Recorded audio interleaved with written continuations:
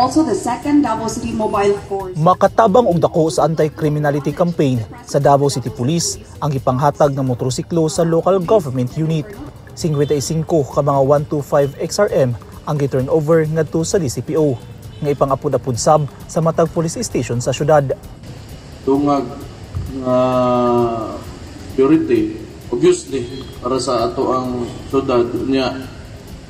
Ug kuwang gani sultihi lang ko ninyo asa pa nato pwede magbutang ta sa mga stasyon aron kurado gyud nga pantayan nato og tarong atong mga lugar unya og para po sa paspas nga responding. Dako ang pasalamat sa DCPO sa City Hall sa nadawat nga motorsiklo. Thank you very much.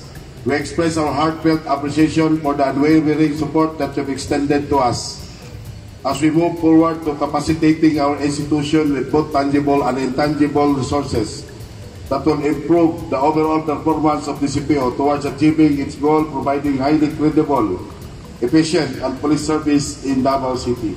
Gihimo ang turnover ceremony sa Davao City Hall nitong Miyerkules, Setyembre 27. Personal nga gitambungan ni City Director Police Colonel Alberto Lupaz ang aktibidad.